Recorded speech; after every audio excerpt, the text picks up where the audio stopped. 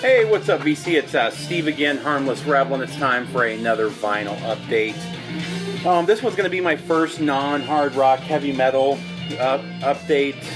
This is going to be miscellaneous records I've picked up over the last, I would say over the last year. It's been probably 2 or 3 months since I've done a miscellaneous vinyl update, and a lot of this stuff I had long before that. Like I said in my last couple videos, I haven't been buying a lot lately. And the last month I've probably bought 4, maybe 5 albums, if that.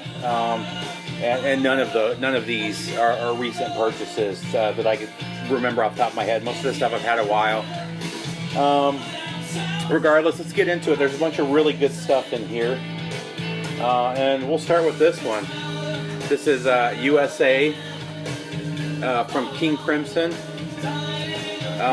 The main reason I bought this is it's got 21st Century Schizoid Man. Absolutely love every single version of that song I've ever heard. Trying to remember where this was recorded at, and I can't off the top of my head. It's been quite a while since I listened to this, but definite hits here. You got Lark's Tongues, Lament, Exiles, Asbury Park, Easy Money, and 21st Century Schizoid Man. Definitely should be in anybody's prog collection, or if you're a King Crimson fan. Let's see, we'll save those for later. This is another one I picked up quite a while ago. I'm not a fan of everything he's ever put out, but I do like a lot of his songs here and there, especially his 80s and a couple of his tracks from the early 90s.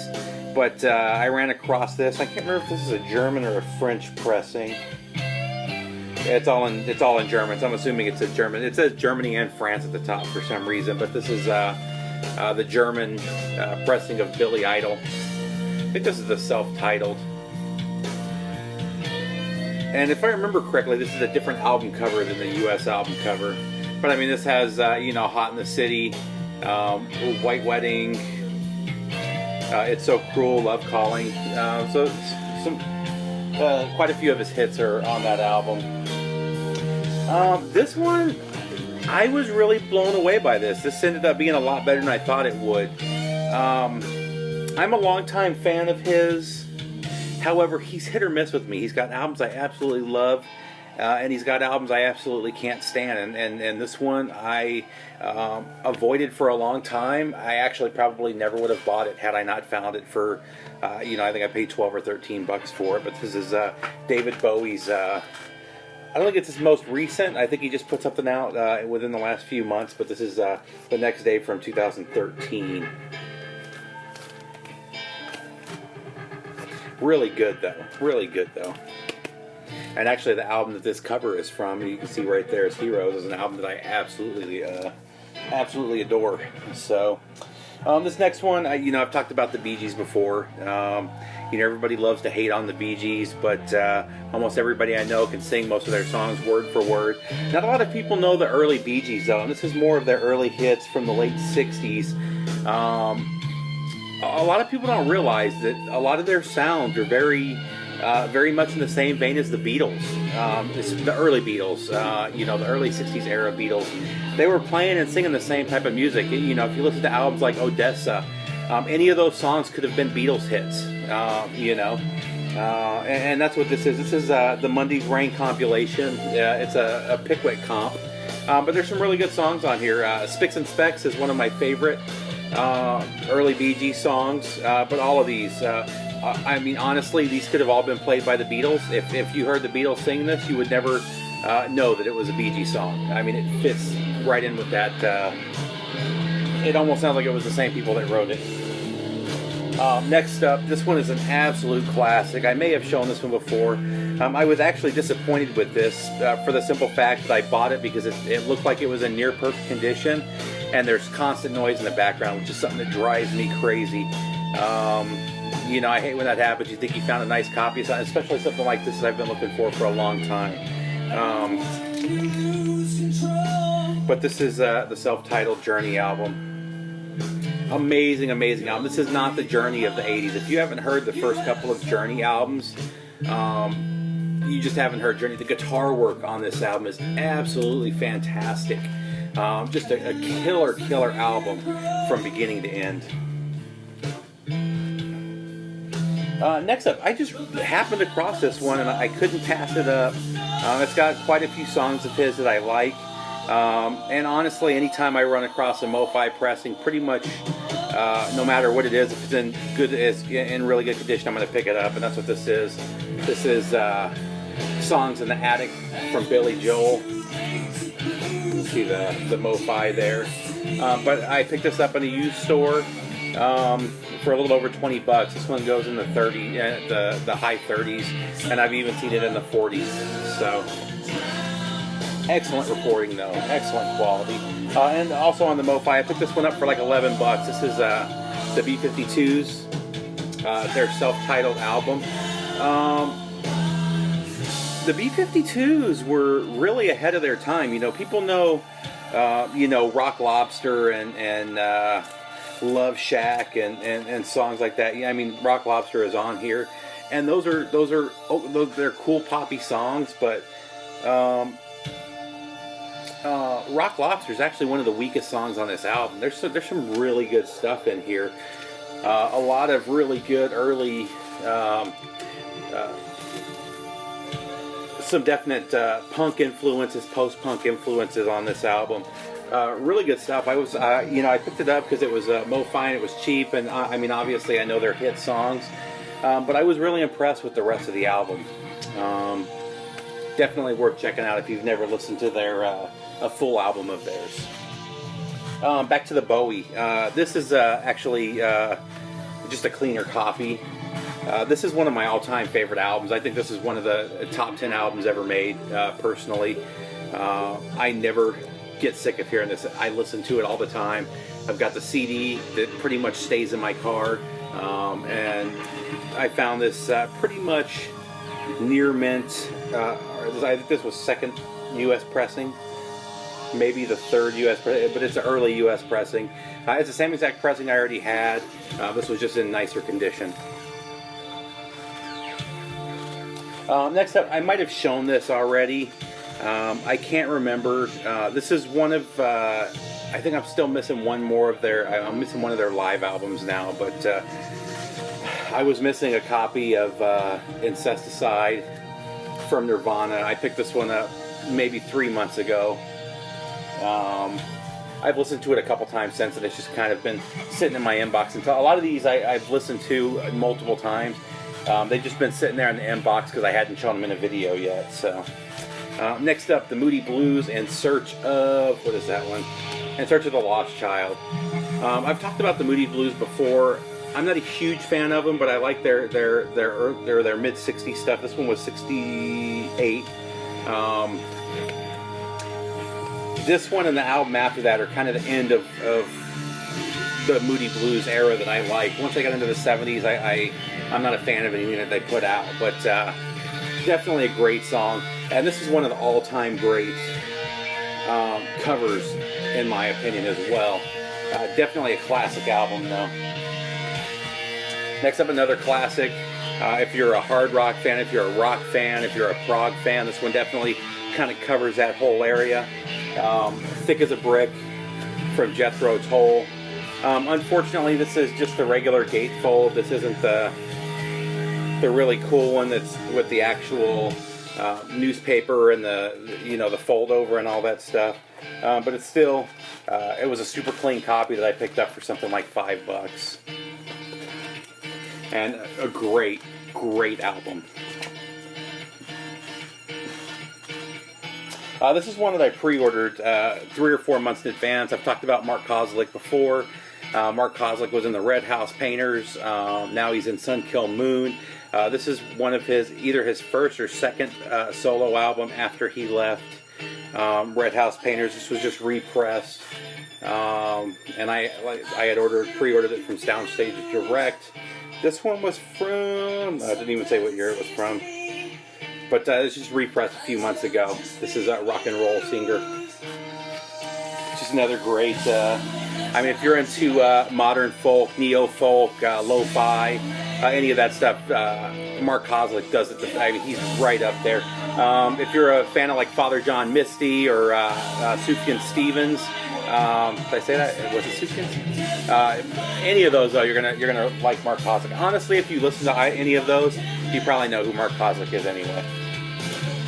Next up, this is another one that I've been looking for in good condition. I see it all the time. They're always trash, and for good reason. It's an amazing album, but Full for the City from Foghat. This is a first U.S. pressing. I would like to find this one on MoFi. The few times I've seen it, it's usually pretty expensive. Next, this one I was amazed to find, and I found it for under $10. This is Mongrel from the Bob Seger system. Everybody knows Bob Seger and the Silver Bullet Band. He put out a number of solo albums before that. I think it was 3 or 4 solo albums before Silver Bullet, and then before that he was in the Bob Seger system. Really cool stuff. The biggest hits on here, in my opinion, are Mongrel and Lucifer. Both killer songs. If you haven't heard the early Bob Seger stuff, definitely worth checking out.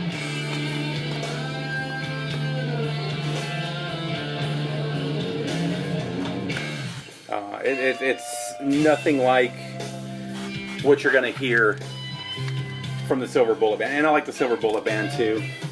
I know that's not a cool band to like, but I've been a fan of them since I was a kid. And I'll always love them. I actually have all but their newest album over there on vinyl. All the ones that are available on vinyl anyway. Next up, a little Southern rock. This is Rossington. Rossington was one of the guitarists from Lynyrd Skynyrd. After they broke up, Rossington and Collins created the Rossington Collins Band, and both of them have done solo albums as well. They're obviously now they're back with Skynyrd, but this is Rossington right here. Not really as it's not really that same swing as Rossington Collins or Lynyrd Skynyrd. This one was a little rockier.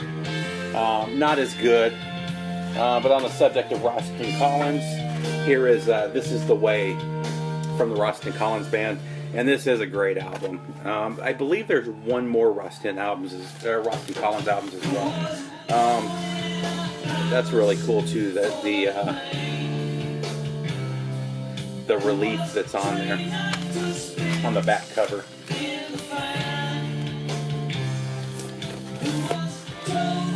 I don't think I need to talk about Rossington Collins or Lynyrd Skynyrd. So, next up, a little bit of jazz. I don't show much. I've maybe shown 2 or 3 jazz albums over the last almost 2 years.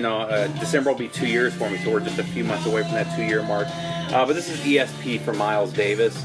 This is an absolutely fabulous album. I would personally put this would be top 4 Miles Davis for me. Just a killer album. This was on Columbia. I was actually really disappointed. I picked this up for like $3, and the cover's not in the best shape, but the vinyl's really nice. And then I went back to the same store literally like 3 days later, and they had 2 super clean copies, but they wanted like $15 for them. So I'm just going to stick with this one. But absolute classic. Also still on the jazz, we got Calling Planet Earth from Sun Ra. Sun Ra is a funny one for me. I like his stuff. It always takes me 3 or 4 listens to kind of get into it. This one I got into relatively quickly, but just a really cool set. And this was, does it say where it's? This was recorded live in Copenhagen in 1971. This was a Record Store Day release on pink vinyl. Pink, you can kind of see the marble there. Definitely worth checking out if you're a Sun Ra a fan. I like Sun Ra, but excuse me. The jazz that I really love are the sax, the clarinet. But when I am in the mood for hearing a little piano, Sun Ra is about as good as it gets. Definitely very avant-garde, though. It's not your traditional jazz. So, just don't be surprised if you listen to A Little Sun Ra and you're just like, what the? Speaking of Bob Seger, man, this album, I could not believe I found this for as cheap as I did. I see this thing going for 30 to 80 bucks all the time. I picked this up for, I believe, did I save it? I think I paid $5.99 for it. And let's see if $5.99. I saved the price tag. The sleeve is beat up, and they always are. It's a matte finish. I've never seen this sleeve, and actually this is probably the best condition that I've seen this on. But this is Smokin' OPs from Bob Seger. What Smokin' OPs is other people's songs, and it's just him. He covers Bo Diddley, Love the One You're With. If I Were a Carpenter, I love his version of that song. Hummingbird, Let It Rock, Jesse James, Heavy Music. Killer album on the Palladium label. Check that out. Very cool label. But to find this, I've wanted this for my collection for a long time. Like I said, I see it somewhat regularly. Always, and the vinyl is probably a good VG+. There's a little bit of noise, but not enough that it really bothers me. Amazing album. Definitely worth having. This next one I found for really cheap, which is why I bought it. It's got some good songs. However, the pressing quality is not great. SRC Vinyl, I've had bad luck with them. This is a really cool album. Some really good stuff on it. But the pressing is just absolute garbage. This is the Clerk soundtrack. And if you're not familiar with it, Girls Against Boys, Alice in Chains, Bash and Pop, Supernova, Jesus Lizard, Bad Religion, Stabbing Westward, Corrosion of Conformity, Soul Asylum. I mean, it's all the hits, big name bands from that time. It's on this Cool Smoke vinyl. I don't know if you can see it. It's etched with I assure you we're open. And if you've seen Clerks, then you'll know what that means. I'm not gonna get into it. But if anybody's looking to trade, I would trade this, you know. I don't even remember what I paid for it, but I got it for a decent price. Just kind of disappointed with the pressing quality. A lot of pops, a lot of noise. Just a disappointment. Right here, an absolute classic. This is another very high dollar album. I say very high dollar. $40, $50 is what it goes for. I picked it up for something like $11.99. This is the original pressing of Flame Job from the Cramps. Huge Cramps fan. I don't think they get enough credit for what they did. A lot of people consider them garage. I think they single-handedly started the second wave of rockabilly myself. This is the red vinyl Epitaph pressing. Again, this is the first pressing. This is not one of the subsequent represses. But again, just a fabulous, fabulous album. And staying on the subject of the Cramps, I also picked up A Date with Elvis. I can't.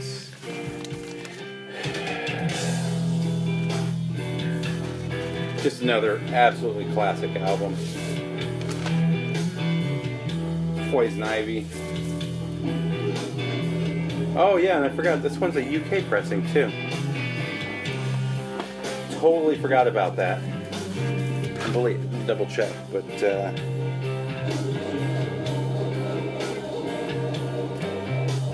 oh, excuse me, a French pressing. French pressing on New Rose Records. This is one that I've had 7-8 months. I've actually got 2 more that I bought the same time that I showed something like 7 months ago in another video. This is a more recent one. I picked this one up about a month and a half ago. I just love this album. I'm a huge fan of Maynard James Keenan from Tool. This was his side project. A Perfect Circle, I'm also a fan of. This is Merde Noms. I always get it backwards. I always want to say Nom de Moor or something like that. But, and I believe this one, I don't remember if this one's a colored vinyl or not. No, this one was on black vinyl.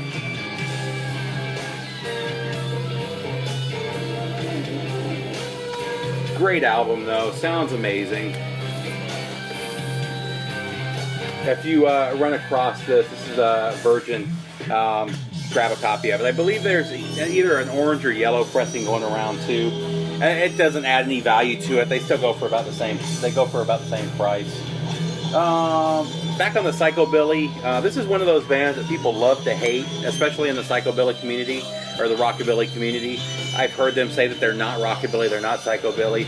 I've seen them live. Amazing, amazing show. This is Tiger Army. These are the recent represses done by Hellcat Records and sold through Hot Topic. This one is on green vinyl. And then I also picked up music from Regions Beyond, which is actually my absolute favorite Tiger Army album.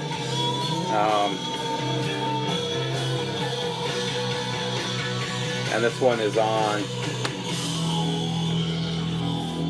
the translucent red.